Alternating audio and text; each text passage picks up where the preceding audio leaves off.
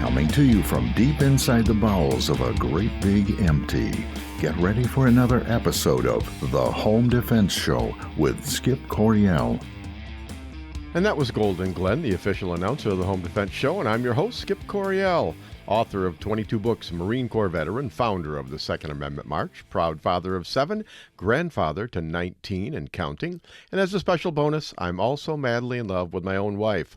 My priorities in life are God, family, and country, in that order, and I hereby promise to never compromise in my convictions. I may go broke, but I'll never go woke. And, of course, joining me today is my faithful and everlasting, ever-loving co-host and adoring wife, Sara Coryell. Sara, the other day, you told me that after 20-some years of living in Michigan, that you're starting to get used to the cold and the snow. Go ahead and tell the listeners where you grew up and what that was like. I grew up on the west coast of Oregon, and it rained all the time. Like soft, like you're living in a cloud kind of rain. Not a pretty cloud, like gray and drippy. We had all kinds of words for rain. I don't know that I'm getting used to the cold precisely. It was such a novelty when I first got here and so amazing. And I still think it's beautiful, but I'm not as enamored with the cold as I perhaps was when I first got here. Well, Sara, you're always telling me that your physical thermostat doesn't adjust very well. You know, because we have a lot of temperature swings here in Michigan. Like today, it's almost 40 degrees, and in 2 days, it's going to be 5 degrees. And it's hard for you to adjust going up and down like that. Fall is really hard on me. I'm just starting to get used to the heat, and then it goes away. In the winter, I'll just be starting to get used to the cold, and then it will start warming up, and then it just changes faster. I think for me personally, I've been to the coast of Oregon, where you grew up, and it's like most of the year it rains every single day and you hardly see the sunshine. It's beautiful.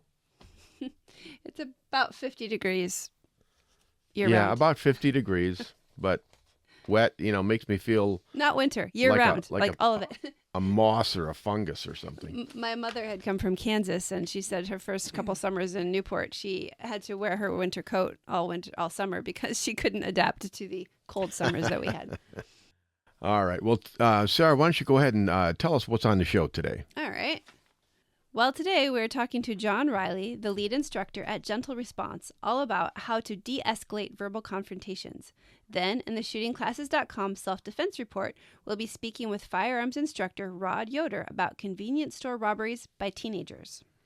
I think you're going to like John Riley from Gentle Response. You have a very gentle, mild personality, and he's into de-escalation, so... But before we get too far into the show, let's thank our sponsors, United States Concealed Carry Association, shootingclasses.com, and CenterShot Indoor Gun Range. All right, Sara, you've got an article in the news. What's in the news today? Well, Skip, today we have an article from Georgia. A Georgia homeowner finds herself in an unexpected legal predicament after confronting an alleged squatter on her property. Lolitha Hale, who owns a house in Livingston, Georgia, had been dealing with a squatter situation since August, according to her account to WSB-TV. Despite her attempts to resolve the issue, it was Hale who ended up in jail. Hale's troubles began when she discovered Sakimeya Johnson residing in her home with a former tenant. The tenant had previously been evicted, and Johnson initially received a citation for squatting. However, a court later ruled that Sakimeya Johnson is not a squatter, despite Hale's insistence that Johnson was never a tenant. On December 9, Hale entered her house to prepare it for a new renter and encountered Johnson once more. Hale claimed that Johnson had broken the locks to gain access. She stated, "She just caught up out of nowhere. She had this guy with her, and I locked the door. I locked the screen door, and he forced himself in, telling us to get out." Despite Hale's efforts to have Johnson charged with trespassing, it was Hale who was arrested. Police body cam footage captured an officer explaining to Hale that not everyone is as fortunate as she is, saying, "Everybody isn't as fortunate as you to have a bed." Johnson, on the other hand, maintained, "I was written a citation saying I was a squatter, but a judge signed an order saying that I wasn't a squatter." The police arrested Hale on charges of executing an illegal eviction and making terroristic threats, as she was heard saying, Leave before I get my gun. Hale expressed her disbelief at the situation, stating, "To see that woman walk into my mom's house while I was in the police car, something is wrong with this picture." She also questioned, "How can she not be squatting when I've never had any type of contract relationship with this person?" Reflecting on her arrest, Hale described the experience as humiliating, saying, "I spent the night on a mat on a concrete floor in deplorable conditions, while this woman, this squatter, slept in my home." She is uncertain when she will be able to return to her property, as she awaits a hearing for Johnson's appeal, despite Johnson not meeting the statutory requirements for one. Hale remains in a state of limbo, unsure of when she will regain access to her home, and continues to seek legal resolution to the situation.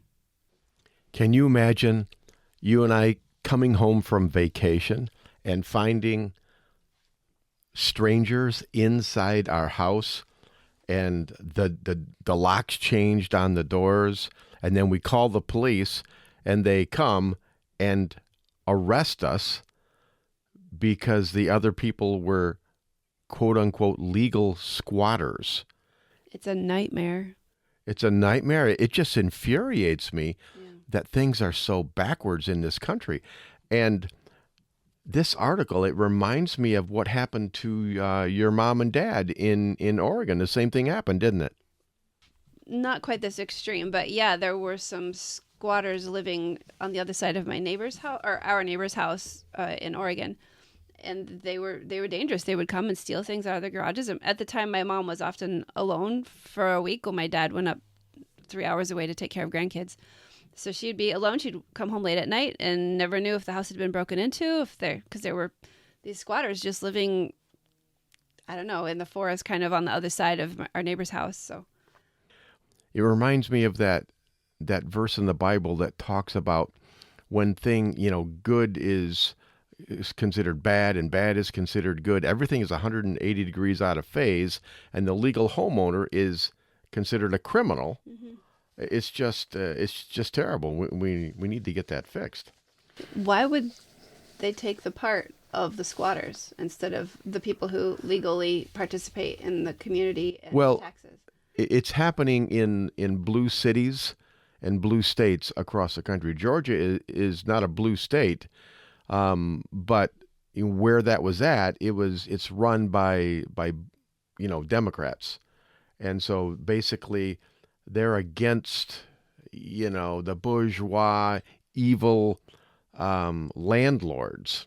Okay, and so they pass these crazy laws to protect the tenants, but they just went way too far with it, and these people aren't even tenants, but they're still considered tenants. They should be considered they're thieves. Criminals. They're criminals. I know what my grandpa would do. Well, my grandpa had this problem too. He owned a bunch of properties out in Newport, and they had tenants who wouldn't pay, and there was just no recourse to deal with it. So yeah, my grandpa would say, "Fire up the backhoe, dig me some holes." But of course, I think mine was a gentler man. Yeah, we would never. My grandpa was rough. My dad was rough. My grandfather was gentle. All right. Okay, that was the bad. Now let's get something good here, Sarah. All right. Talk to us about the Home Defense Show Hero of the Week, and it's related. You guys are going to love this. This is a great story. Handyman finds clever way to remove squatters from mother's house. After squatters took over his mother's home, one handyman took the law into his own hands and uncovered a clever way to force them out. United Handyman Association founder Flash Shelton became a squatter himself. I dissected the laws over a weekend. I basically figured out that until there's civil action, the squatters didn't have any rights. So if I could switch places with them, become the squatter myself, I would assume those squatters' rights, Shelton said Thursday. After his father died, the family was trying to sell the home, but learned squatters had taken over the residence. Squatters are individuals who do not own or rent a property, but live there anyway. Upon calling law enforcement, Shelton learned there was little police could do. I called local law enforcement, and as soon as they saw that there was furniture in the house, they said that I had a squatter situation and that they had basically no jurisdiction and they couldn't do anything, he said. Shelton then decided that he could use squatters' rights to take back his home. As a precaution, he also had his mother write and notarize a lease. I packed up my Jeep, drove up there, and paced out the joint. Around 4 a.m., I waited. About 8:30 in the morning, 3 cars pulled out of the driveway, and I made entrance to the house. I put up cameras, waited for them to come back. They didn't have a lease, so that never came into play. But when they came back, I just laid it out for them. I told them that it was all locked up, cameras, and the only way they would get back in the house is if they broke in on camera, and I would prosecute. I told them they had a day to get their stuff out or the furniture was not theirs anymore. In New York, squatters are granted rights after just 30 days, which makes it harder to evict. It's a similar story in Los Angeles, where landlords are often forced to pay just to get rid of tenants who fail to pay. And in Philadelphia, even after a court orders a person out of a home, sheriffs might show up to evict, but end up leaving rather than cause a confrontation.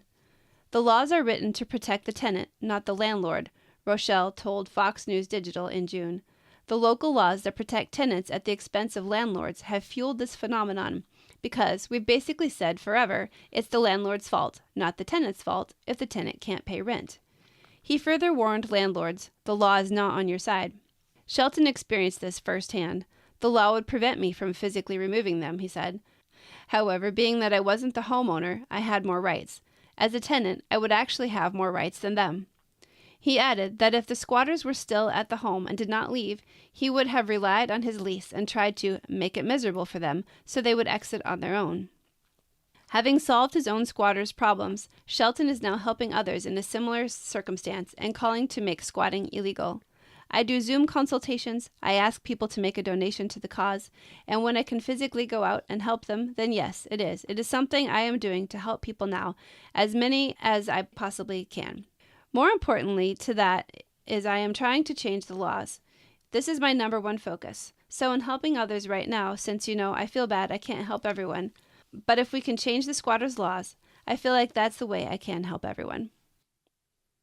Well, that's a different kind of hero, isn't it? Yeah. Creative solution to a messy problem. Well, it's kind of like fighting fire with fire, right? Yeah. But it's ingenious. I mean, going in and living with them, that takes a lot of guts, right? Mm-hmm. Because you don't know what these people are like. They could be axe murderers for all you know, but this guy's not afraid. He goes in there. That's a lot of time, too. I mean, because he may have to live there for several days before they'll leave. Mm-hmm. But it works, and it's a heck of a lot faster than dragging it out in court, 3-6 months at a time. Isn't it amazing what you can make a living at these days? Basically what he does is he squats the squatters until they can't take him anymore. So, I don't know. Wonder what he does. You could get the squatters to leave just by being obnoxious. Maybe I should do that. I've been called obnoxious before. Well, if any of you out there have someone squatting in your home and you need an obnoxious person, I can do that. All right. So you just give me a call. All right. Well, hey, that was good news, and that was our Flash Shelton. You are our hero of the week. Sarah, what's coming up next on the show? Next, we're talking to John Riley, the lead instructor at Gentle Response, all about how to de-escalate verbal confrontations. Then, in the shootingclasses.com self-defense report, we'll be speaking with firearms instructor Rod Yoder about convenience store robberies by teenagers. All right, you guys are going to love John Riley from Gentle Response. But in the meantime, God bless and stay safe, because we will be right back. Firearms training should be easy. Instructors can focus on teaching and not worry about all the complex paperwork and management behind the scenes. Just pull the trigger and let us do the administrative work. Welcome to shootingclasses.com. At Center Shot Gun Range, we are passionate about training. Don't know where to start? We offer a 1-hour new shooter seminar to introduce you to the world of firearms and help you find training opportunities specific to you. Concealed carry, home defense, firearm safety, AR-15, private one-on-one training, custom training, or maybe you're on a security team looking to protect your church or business. We even offer weekday morning and evening classes. Center Shot Gun Range has you covered. Start your journey at centershotgunrange.com. Firearms training should be easy. Instructors can focus on teaching and not worry about all the complex paperwork and management behind the scenes. Just pull the trigger and let us do the administrative work. Welcome to shootingclasses.com.